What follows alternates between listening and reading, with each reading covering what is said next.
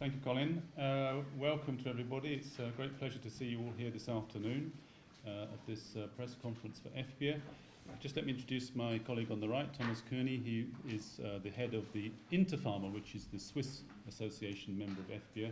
And more importantly, for the last 1.5 years, he's been chairing our sector inquiry task force and leading our team on providing input to DG competition.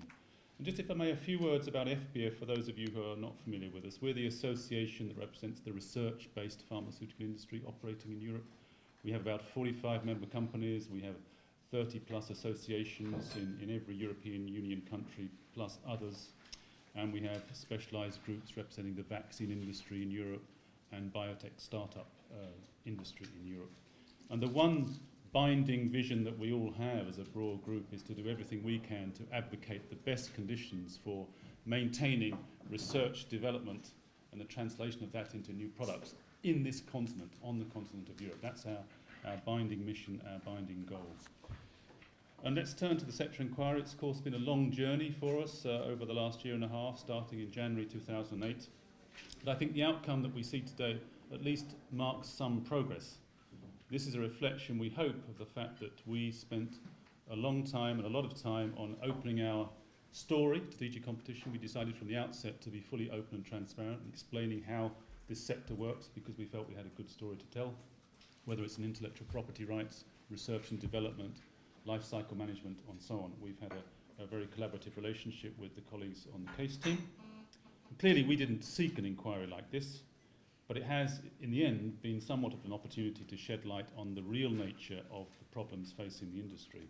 And let's not forget that this is in the context of global competitiveness, because for many years we've been seen in the past as the pharmacy of the world, but that lead has slipped to our American colleagues towards the end of the 90s, and we're considerably struggling to maintain that. And of course, now we have our Asian colleagues breathing down our necks too, as they start to implement intellectual property rules and get into the innovation game more than just the copying game. And that is a point I wanted to make, because I think that all the developments in policy terms that affect us have to be judged against that context of competitiveness and how we preserve the European platform as the centre for R&D. So what does today's report mean? Well, on the positive side, it's helped to bring the debate around the challenges for the modern pharmaceutical industry into sharper focus. There are some policy recommendations that are worthy of consideration for future discussion. For example, we would embrace the idea of a strong and effective community patent. The improved legal and commercial certainty this would bring would be a benefit to all stakeholders, small companies, large, and others.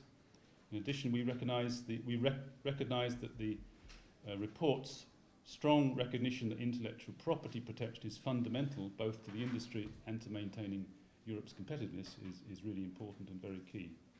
That said, we remain disappointed that the report still claims erroneously that industry practices in some way contribute to slowing generic entry. There's nothing to substantiate these claims, and on the contrary, the generic market operates as would be expected, with the largest commercial opportunities having the most rapid entry, often more rapid than our new innovative medicines. It's good to see, however, that the Commission understands the need to generate what is called headroom to pay for new medicines, and generics can play a vital role in creating that headroom, and it's heartening to note that recognition of encouraging effective price competition amongst generic producers has a role in maximising that headroom. So with that, I'd now like to hand over to Thomas, who will give you more detail on our views on the specifics of the final report that we've seen today. And after that, we will, of course, be very happy to take your questions.